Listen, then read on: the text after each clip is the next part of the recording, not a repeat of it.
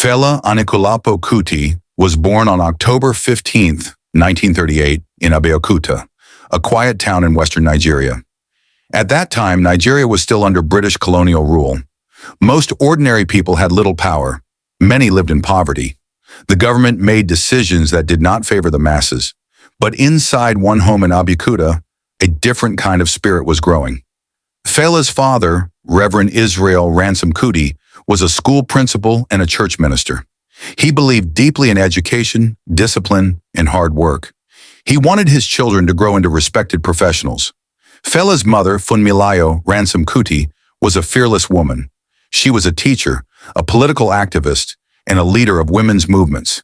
She organized protests. She challenged colonial officers. She spoke loudly against injustice. Young Fela watched his mother stand up to powerful men. He saw his father shape young minds through teaching. These two forces, education and resistance, became the foundation of his life. Music was everywhere in the Kuti household. Church hymns filled the air on Sundays. Traditional Yoruba songs echoed during family gatherings. Records from Europe and America played on the radio. Fela listened closely to everything. Rhythm fascinated him. Melody moved him. He noticed how music could make people feel brave, happy, angry, or hopeful. While other children dreamed of becoming doctors or lawyers, Fela dreamed of becoming a musician. His parents were not excited about this dream. They believed music was not a serious career. But Fela could not be convinced otherwise. He felt music inside his bones. As a teenager, Fela learned to play the trumpet and piano. He practiced often. Sometimes he practiced so long that his lips became sore. But he did not stop. In 1958, when Fela was 20 years old, his parents sent him to London. The plan was simple. Fela would study medicine and return home as a doctor. But London changed everything. Instead of enrolling in medical school, Fela secretly joined Trinity College of Music. There he studied classical music, composition, and trumpet performance. He was introduced to jazz legends like Miles Davis and John Coltrane. He spent long nights listening to records, practicing scales, and jamming with other young musicians. Fela felt free in London. He formed his first band and called it Kula Lobitos. The band played a mixture of jazz and high-life music. They performed in small clubs and parties. People enjoyed the sound. Fela gained confidence. Yet something bothered him. Even though the music sounded good, it did not feel complete. He felt like he was copying other people. He did not yet have his own voice. In the early 1960s, Fela returned to Nigeria with Kula Lobitos. They continued performing. Fela became a familiar face in Lagos nightlife. He wore stylish clothes. He enjoyed attention. He loved being on stage. But inside, he was still searching. He knew he was meant for something bigger. That moment came in 1969.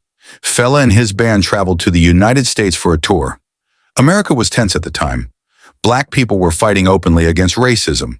The civil rights movement had shaken the country. The Black Power movement was growing stronger. Young people were demanding change. In Los Angeles, Fela met a woman named Sandra Isidore.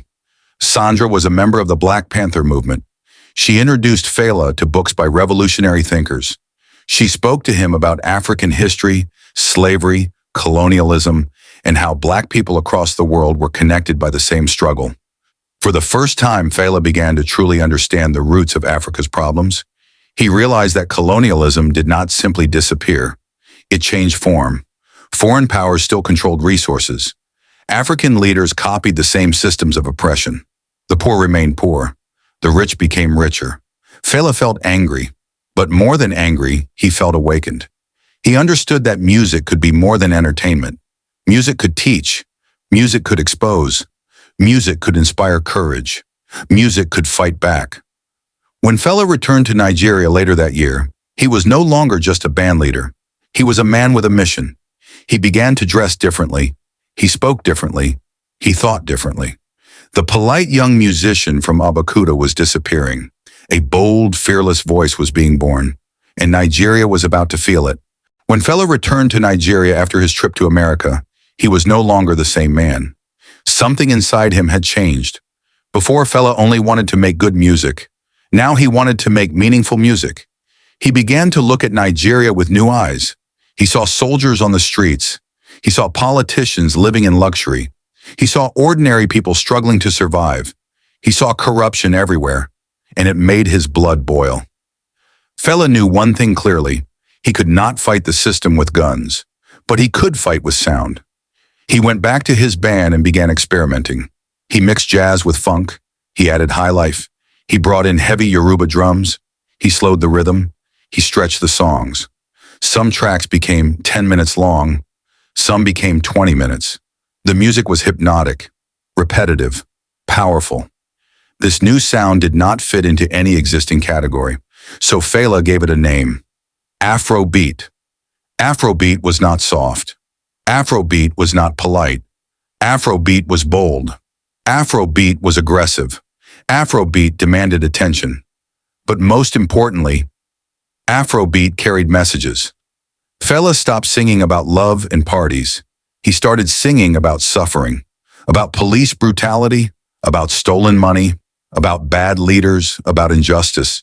He chose to sing in pidgin English, not big grammar, not complicated words, simple language, so market women could understand, so bus drivers could understand, so students could understand, so everyone could understand.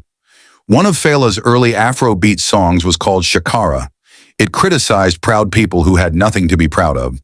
Another song, Water No Get Enemy, spoke about truth, how truth cannot be destroyed, how truth always finds a way. But the song that shook Nigeria the most was Zombie.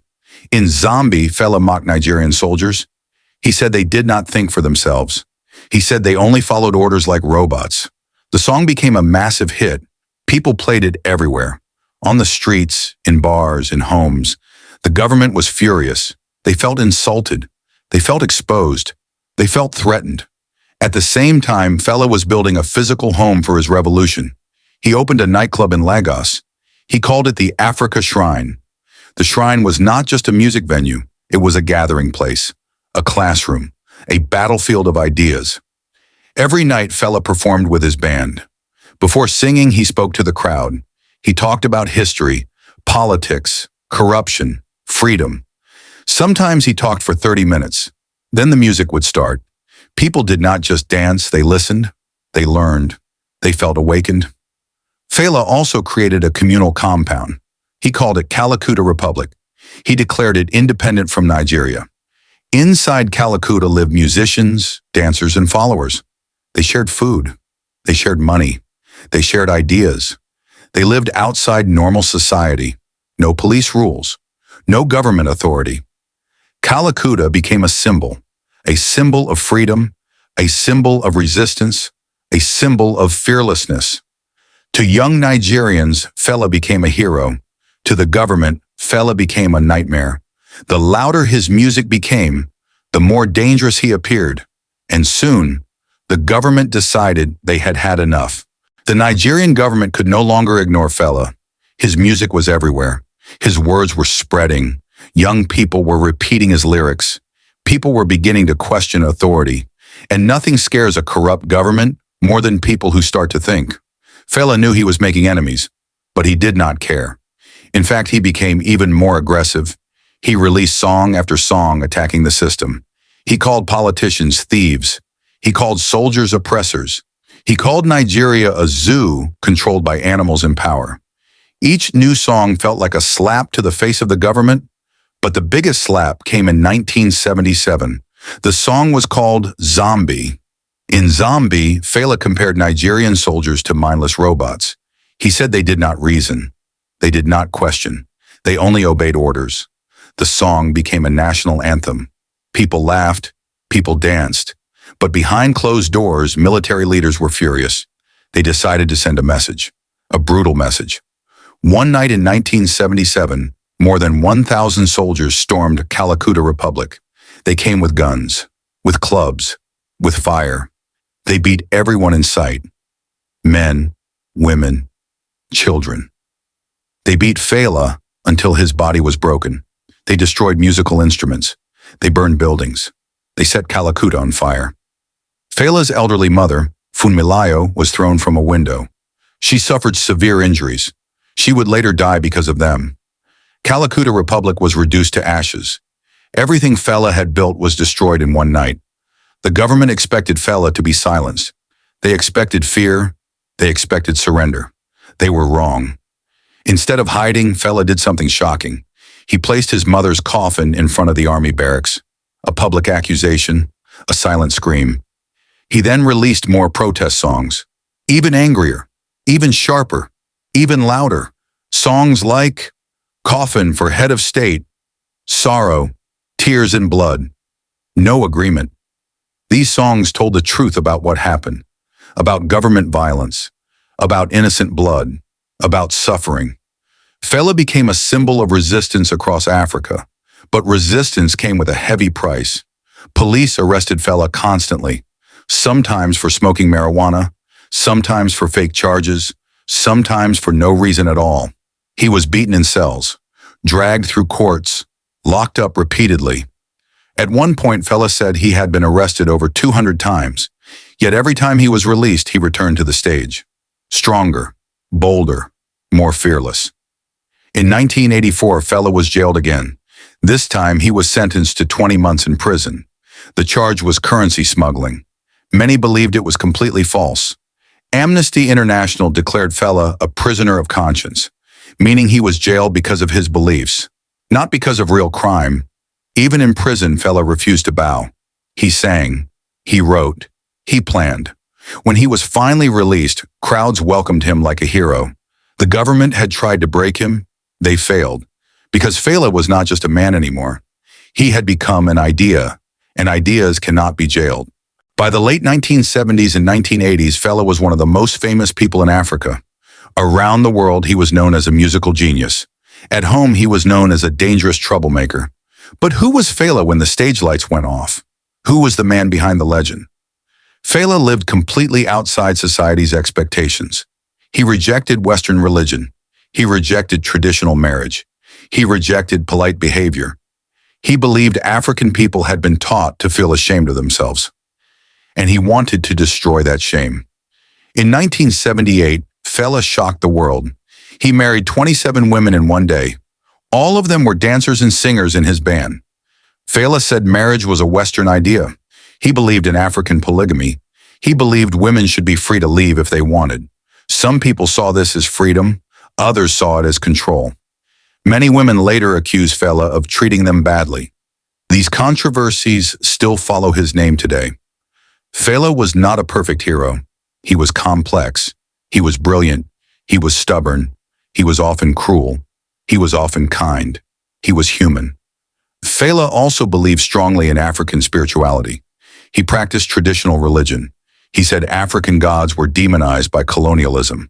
He believed Africa should return to its roots, not to Europe, not to America, but to itself. Despite constant harassment, Fela decided to enter politics. In 1979, he formed a political party. He called it the Movement of the People. His goal was simple: to give power back to ordinary Nigerians. He announced he wanted to run for president. The government refused to allow it. They said his party was illegal.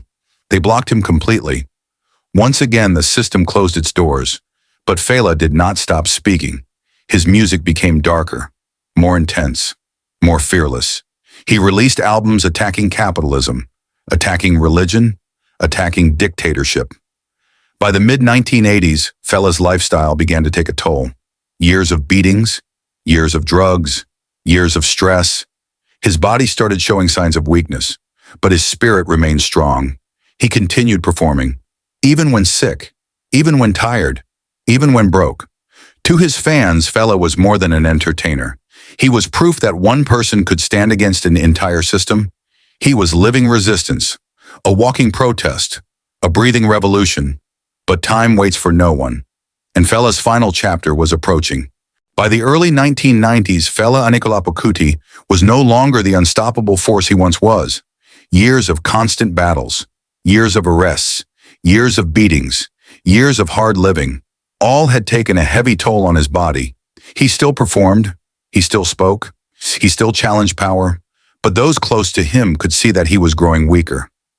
Fela began spending more time inside his compound. He reduced touring. He appeared thinner, older, tired. Yet his mind remained sharp. He continued to warn Nigerians about corrupt leaders. He continued to preach African pride. He continued to speak about freedom.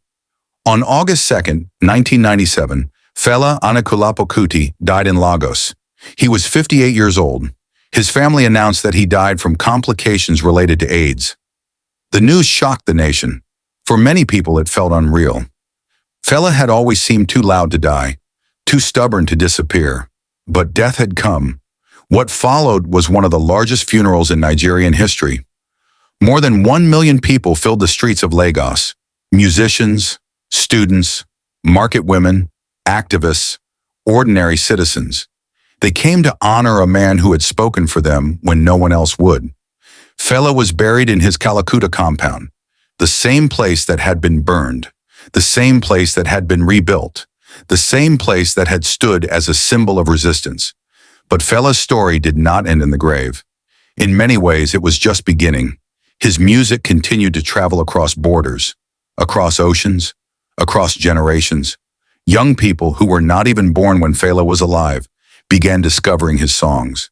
They heard the anger, they heard the truth, they heard the courage, and they felt it.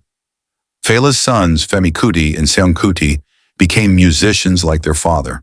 They continued performing Afrobeat. They continued speaking about corruption and injustice. They carried the family torch. Around the world, artists began to openly credit Fela as an influence. Hip-hop musicians, jazz musicians, pop stars, producers. Afrobeat inspired a global movement. New generations created new sounds, but the spirit remained the same. Truth, resistance, freedom. Fela once said, "I don't want to die in silence." He did not. He died loudly, through his music, through his ideas, through the millions of people he inspired. Fela Anikulapo Kuti was not perfect. He made mistakes. He hurt people. He lived recklessly. But he also stood when others sat. He spoke when others were afraid. He fought when others accepted suffering. He showed the world that music can be more than entertainment. Music can be a weapon. Music can be a shield. Music can be a voice. Fela is gone, but his message remains. And as long as injustice exists, Fela will never truly die.